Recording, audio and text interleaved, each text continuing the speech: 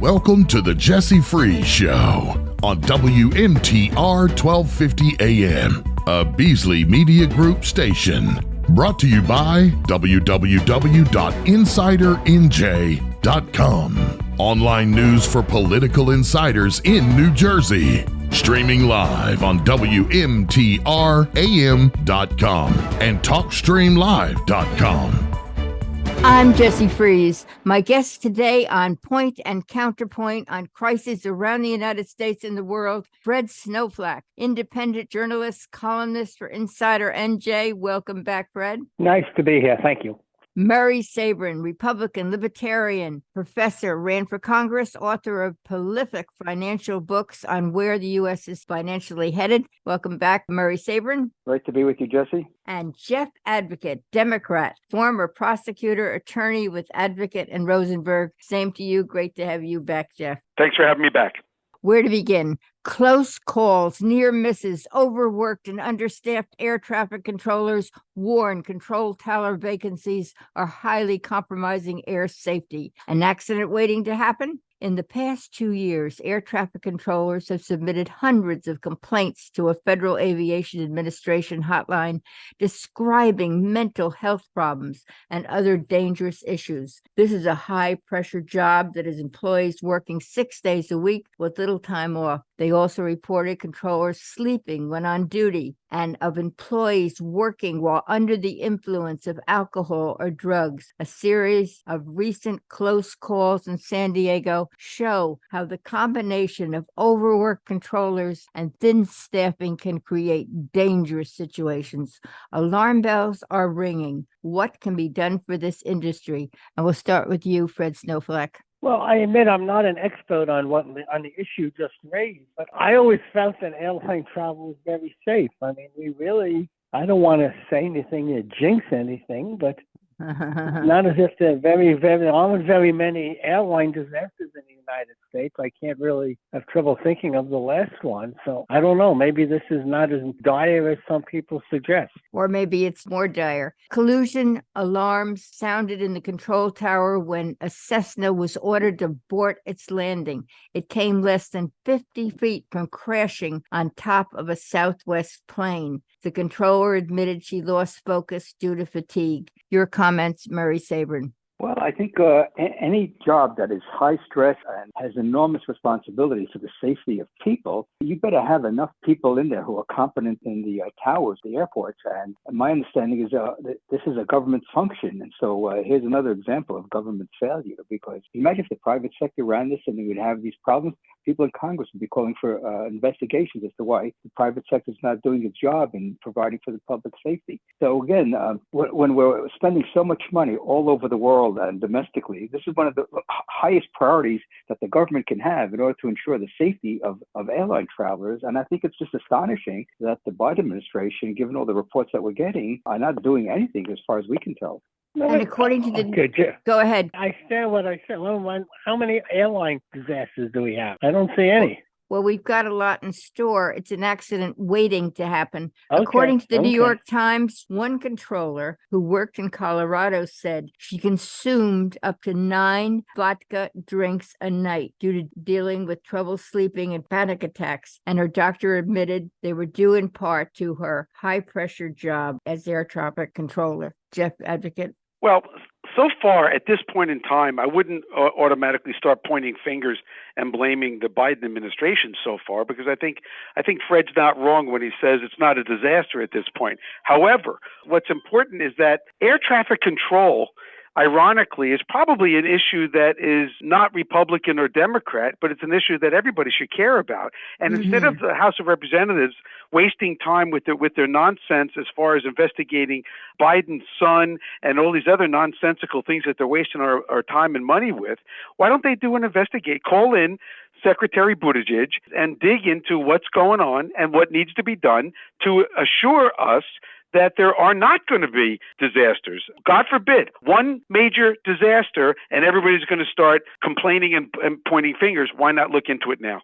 Very good. Changing gears, in Liz Cheney's new book, Oath and Honor, It sold out nationwide on the first day of release, which was Tuesday of this week. She warns that Donald Trump will never leave office if elected a second time, and that the United States is sleepwalking into a dictatorship with a second Trump presidency. She said Trump has clearly stated his intentions if elected again, and said he will take actions against anyone who disagrees with him. What is your take on Liz Cheney's book? And we'll start again with you, Fred Snowflack. Well, some of the listeners may recall Liz Cheney was here in Morristown just about a month ago in late October, again, speaking at the Drew University Forum at the Mayo Center, in the Mayo Performing Arts Center.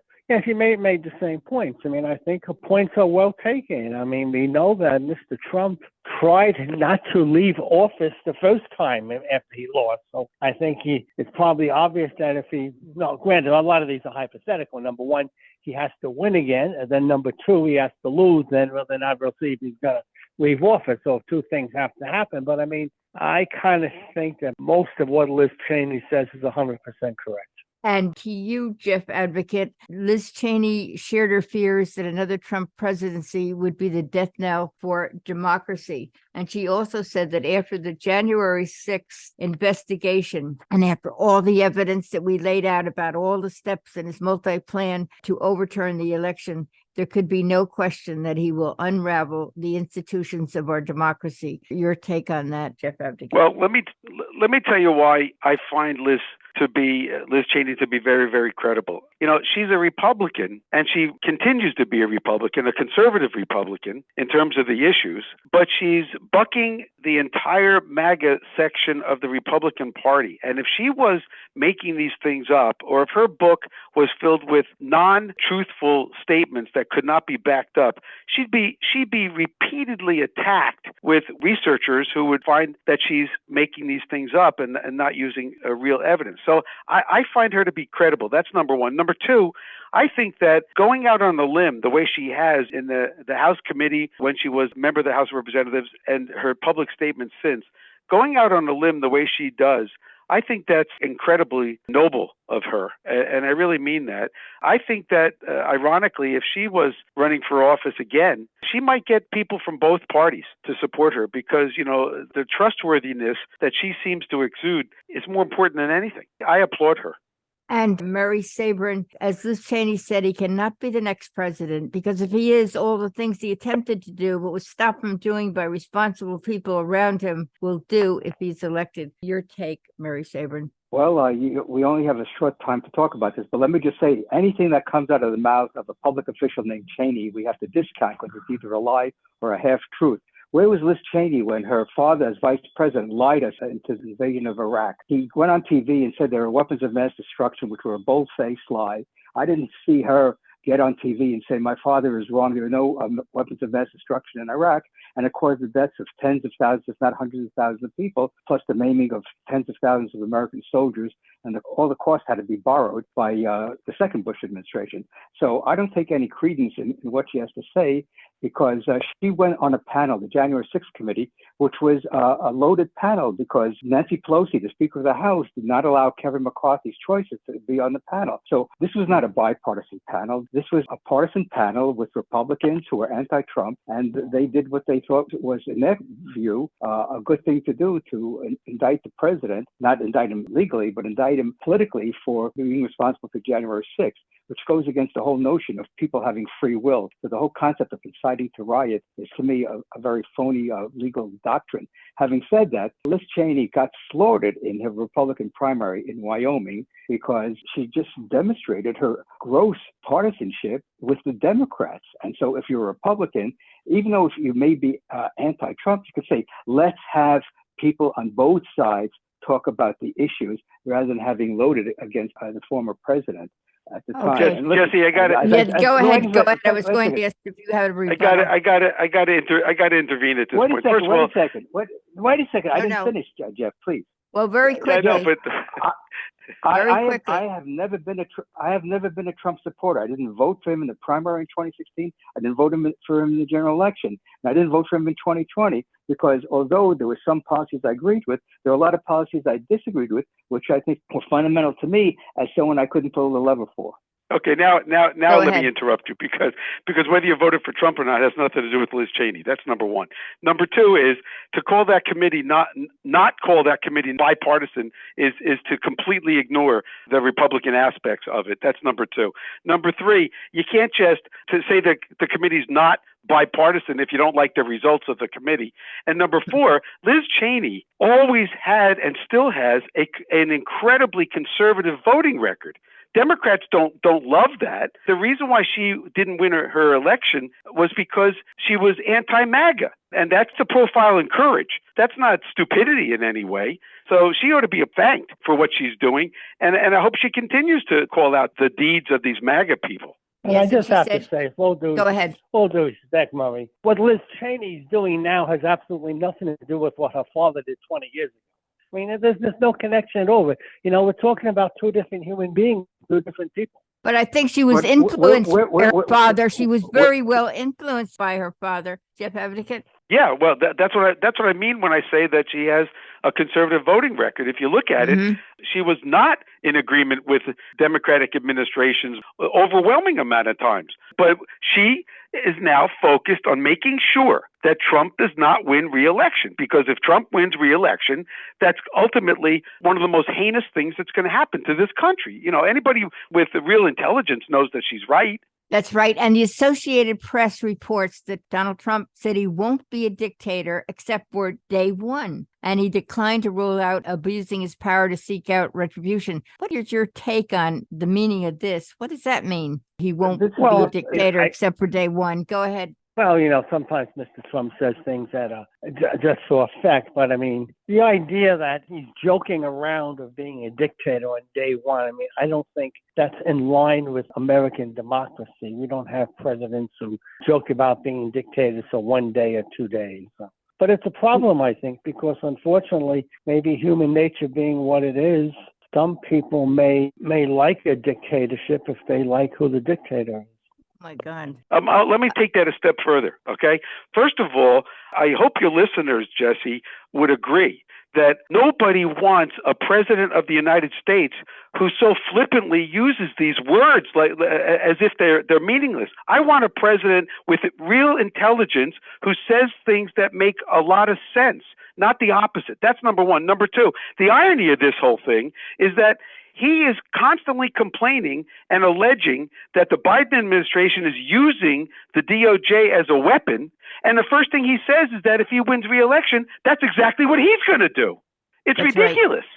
According to the Associated Press, Donald Trump's campaign rhetoric, this is according to the Associated Press, and sweeping plans for a second term include firing a large swath of the federal bureaucracy and targeting his rivals, among them Republicans who Trump thinks have not been loyal, such as former Attorney General Bill Barr and his former Chief of Staff John Kelly, among other things. Are they in trouble? Who wants to take that? Well, Jesse, let me just say about this whole dictatorship concept. If you look throughout American history, presidents have been dictators. Lincoln during the Civil War jailed his opponents, jailed members of the press, grossly violated the First Amendment, the Fourth Amendment, the Fifth Amendment, and basically ruled the country as a dictator. Then you had Woodrow Wilson during World War II, jailed Eugene Debs, who was a critic of World War I.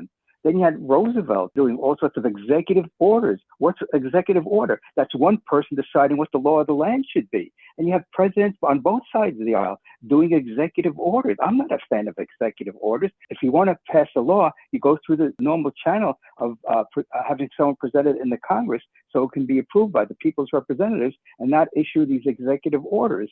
So as far as Trump goes, he's playing to his political base because he feels and his base feels that there's been a lot of weaponization of the Justice Department, the FBI. And as they say, elections have consequences. So the Biden administration came in and they started issuing executive orders, getting rid of the pipeline, closing that down. And doing all sorts of other things, trying to cancel student debt loan, which the Supreme Court said is unconstitutional.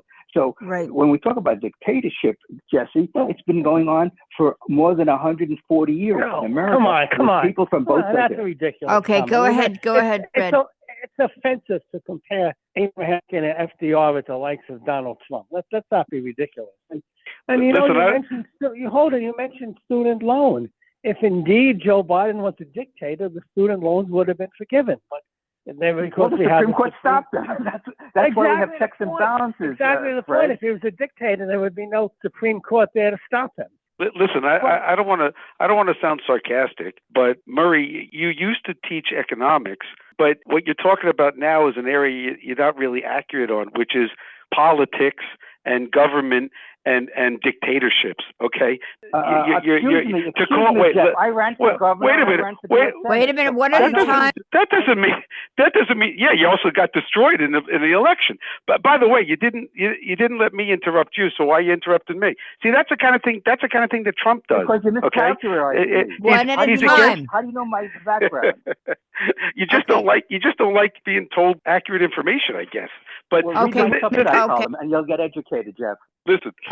First of all, every single administration, Republican or Democrat, has and is allowed to make administrative decisions. Okay, to say that to do that is a dictatorship is completely, absolutely inaccurate and a misunderstanding 100% of what a dictatorship is all about. Okay. When you're an elected official, you're allowed to be a representative and make decisions. What Trump has already tried to do is to reverse a valid election. And that's why everybody who has an intelligence about it is fearful that he's going to do it again. And you know what? Thank God Biden stopped him the first time. And if Trump ever gets another chance, I think he's going to go so far we won't recover. Okay, we're going to go on to the next subject. Also making news this week, Kevin McCarthy is leaving Congress by the year's end. He was booted out as House Speaker 2 months ago in a stunning end to his political career. Republican Matt Gaetz, who led the effort to remove McCarthy, tweeted a one-word response after his announcement, "Mick leaving." McCarthy is just 58 years old. Does he still have a future in politics? Fred Snowflack? Well, I don't really know about the politics in California. In his district, I think it's Bakersfield, so maybe he could run for the school board there. But I mean, I guess I get the feeling that it's not easy being Speaker of the House, especially on the Republican side of the scene. I mean, John Boehner and Paul Ryan are probably delighted to give up the job, and I'm sure Kevin McCarthy is going to follow in their footsteps. And I'm sure he's going to be the happiest man. He's going to be extremely happy to leave Washington. Can I help Fred a little bit? McCarthy's district is very, very Republican district. So quite frankly, him leaving is not going to change the count in terms of how many Republicans versus Democrats are in the House of Representatives. But the bottom line is, let me ask your listeners, are we proud or not proud of the way Getz, Boebert, Green, and the way they handle themselves? Quite frankly, it's a national embarrassment, and McCarthy is probably making a good decision to get away from those bad guys. That's what it amounts to. Okay, and we've got 1 minute left, but the new Speaker of the House, Mike Johnson, second in line to the presidency, is in total agreement with Donald Trump. How do you rate him? And very quickly, I only have a minute, each one of you, a few seconds. Already he's saying that he supports Ukraine aid. When he wasn't speaking, he was opposed to Ukraine aid. So again, it seems that when people get into high office, they basically succumb to the narrative of the administration. Okay, next. Jesse, this is Fred, if I can, real quick. If I agree with Murray, I got to make that clear. I agree that the new speaker is bad, but I agree with that for the opposite reason. You asked me to rate him from 1 to 10. I give him a -10. And the last one? No, I mean, I'll just give him a 3 or 4. I mean, he espouses Republican principles. He espouses, he said he's in line with Donald Trump. That's what he was elected. That's why he was picked Speaker. So that's that's understood. The first thing he said is, if you want to understand me, read the Bible. I know. Okay, you're supposed to have a separation of church and state. This is not a religious country. This is a democratic country. Right. Okay, I'm late for my break. We've got to go on a break. Joining us today, Fred Snowflack, columnist for Insider New Jersey, independent Jeff Advocate, attorney, advocate in Rosenberg, and Murray Sabin, Republican Libertarian, professor, financial author, ran for Congress. I'm Jesse Fries. We'll be right back. John Graham, founder and CEO of Fairview Insurance Agency Associates, has been providing excellent service for the people of New Jersey since 1970. Fairview Insurance is a premier family-owned and operated independent full-service insurance agency based in Verona and Cherry Hill, New Jersey, working on behalf of individuals, companies, and public entities providing customized insurance plans, employee benefits, investment, and financial planning services. Fairview holds more than 30 licenses to service clients' needs in New Jersey, Pennsylvania, and New York, as well as nationally through specialty insurance programs for hard-to-place risks. Fairview Insurance Agency's knowledge of the industry, cohesiveness, and deep commitment to values have inspired confidence among their many thousands of clients. Fairview Insurance Agency Associates, Verona, New Jersey will win your trust. For the latest up-to-date news, visit www.InsiderNJ.com. Online news for political insiders in New Jersey, featuring politicians, attorneys, medical, celebrities, and people and issues in the news. Fairview Insurance Agency, 25 Fairview Avenue in Verona. Find them online at fairviewinsurance.com.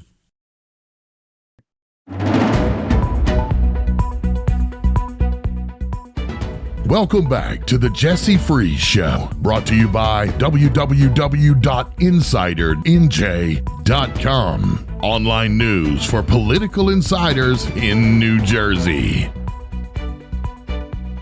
Welcome back. In this week's GOP debate, 4 candidates, Chris Christie, Nikki Haley, Ron DeSantis, and Vivek Ramaswamy, clashed, arguing with each other. Which one of them stood out as a possible frontrunner? Do any of them stand a chance against Trump? And we'll start with you, Fred Snowflack. Well, I mean, none of them are front runners, as you say, but I mean, I think Chris Christie did well last night. I mean, I think he made his points. I mean, he was funny as he usually is. Chris Christie also said none of the people on the stage are going to win the nomination. It's just kind of an academic exercise. Murray Sabrin. From my perspective, Nikki Haley is the Republicans' answer to Hillary Clinton, a pro-war individual who thinks that her bona fides, because she was UN ambassador, gives her a foreign policy experience when she's demonstrated that she's part of the neocon cabal in Washington, D.C. If there's a problem overseas, let's go to war over it. And therefore, some people love it, especially the neocons, and that's why some of them have gotten behind her as an alternative to Trump, which is not going to happen because Trump has become is still so popular. Let me just say this about the debates, Jesse, and I've been very clear about this throughout my whole political career. Very quickly. If you do not debate, I don't believe you deserve the nomination. And your stand on all of this, Jeff Advocate. First of all, I think when it comes to last Wednesday's debate, I think Chris Christie did the best of the 4 people on the stage. That's number one. Number two, the problem with these debates is that almost no time whatsoever is actually devoted to the candidates making their positions clear in terms of what they would actually do if they were elected. All they do are things like what this Vivek does, where he's just a rude, sarcastic name caller. I mean, I'm embarrassed by all of them, but I still think Christie has a shot. Okay, and among the topics brought up, why wasn't abortion discussed? The right for a woman to have control over her own body. A Texas woman today is suing. She's having her 3rd child, but she will probably die if she has it. Why does she have to sue for an abortion? Who wants to take that? Well, you're asking me? I mean, why it wasn't? Well, we know why she had to sue it because in Texas made it illegal. It wasn't brought up because abortion is a horrible issue politically for Republicans. They don't know how to handle it. That's why it wasn't brought up. True. Go ahead. Next one, Murray Sabrin. Well, Jesse, what the Dobbs decision is returning to the states where it should have been prior to Roe versus Wade. It was there for more than 100 years during the history of the Republic. So I think the Supreme Court did the right decision constitutionally is that abortion is not a federal issue. There's no constitutional right to an abortion. It's something that should be handled at the state as other issues are handled at the state. And I was always in favor of that. Jesse, you asked why it wasn't brought up in Wednesday's debate, and quite frankly, it should have been. But I think why it wasn't brought up is because it's a Republican debate, and all 4 candidates would espouse Republicans' points of view, and they don't want to. The moderators don't want to hear that again because it's not a view that the majority of the country agrees with. Right, and anti-Semitism and hate crimes are real. reaching epidemic proportions around the United States and the world. There's a dramatic rise of anti-Semitic messages on college campuses across America, including Cornell, Harvard, University of Pennsylvania, and many more. They're reporting an uptick of threats on their campuses. How do we get a handle on this? What is causing this hate and violence, Fred Snowflack, around the country? I mean, what's causing the hate and violence is anti-Semitism. Unfortunately, for some reason, the young people seem to associate with the Palestinians because they seem to see it as a civil rights issue. Now, that could be a legitimate argument to make, but the answer is not to have a terrorist attack like we saw with Hamas in early October. I mean, it's a very serious problem, and you have to have colleges who try to. It's a free speech issue to a certain extent, but it's not free speech if you're calling for Jews to be killed. And colleges have to control that and prevent that from happening. Yeah, and your take on that subject, Murray Sabrin? Yeah, again, the use of force is illegitimate except in self-defense. And so what you have in the Middle East, Jesse, is that Judaism and the state of Israel are conflated because it is the Jewish state. It is a theocracy in the sense that it's identified as a religious nation state. And so therefore, if it's a nation state that's based upon a religious foundation and people are upset with what the Israelis are doing in Gaza, then it's very easy for some people to take the leap from opposing Israel to supporting anti-Semitism. And that's the real problem of having a nation state based upon a religious foundation. Right. And Jeff Advocate, what is your take on the rise of anti-Semitic messages on college campuses across America? Very simple. Very simple. The laws are already in place. You're allowed to have as much freedom of speech as we allow, but the moment you start to cause danger, the moment you start to make allegations that are fearful in people's minds, whether it's anti-Semitism or Islamophobia, either way, it's the same for everybody. The moment you do that, you're breaking the law, you got to be prosecuted, and the presidents of the universities who aren't sticking up for the law really ought to be kicked out.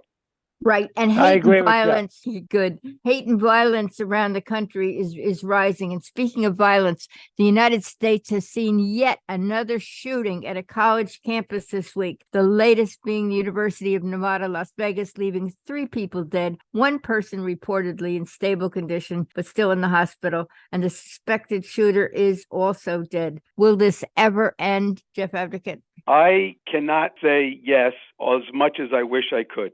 And also ABC News reports that there have been at least 627 mass shootings in the United States so far this year, according to the Gun Violence Archive. How long are we going to stand for this, Fred Snowflack? Well, it's never going to end, not in our lifetime, as long as politicians don't have the guts to stand up to the NRA and some of the other gun nuts and basically support legitimate gun control, such as like controlling semi-automatic weapons and background checks and things of that nature. And in the United States, and I have 2 minutes left, in the United States, drug overdoses remain extremely high. So far in 2023, 2,368 people have died in New Jersey alone of overdoses. Anyone have a comment on this fentanyl crisis? Yeah, Jesse, this shows you that there's a terrible scourge in this country. People have mental health issues and they can't deal with them because they're probably not getting enough professional help, and they're going to drugs. And the drug culture is so alien to my whole being and my whole bringing up that it's hard for me to fathom why people will go to drugs when there are ways to deal with issues in people's lives that do not require taking what is clearly a clear and present danger to their well-being if they take a drug and they don't know what it is. And that's why you need professional medical help to deal with issues, whether it's physical or mental issues, instead of going into the black market and playing Russian roulette with your health. Absolutely. Jesse, this is Go Jeff ahead, Advocate. quickly. Your show is called Point Counterpoint, but it's not counterpoint right now because I agree with Murray Sabrin with what he just said. Wow, that's very interesting. And unfortunately, our time has come to a close on Point and Counterpoint. Fred Snowflack, columnist with InsiderNJ, Independent. Thank you so much for joining us this morning. Thank you. It's always fun. Thank you so much. And Jeff Advocate, former prosecutor, attorney, advocate in Rosenberg, Democrat. Thank you for joining us. Thank you very much for having me. And Murray Sabrin, Republican Libertarian, professor, financial author, ran for Congress. Thank you for joining us on Crisis Around the World. Thank you for the invite again, Jesse.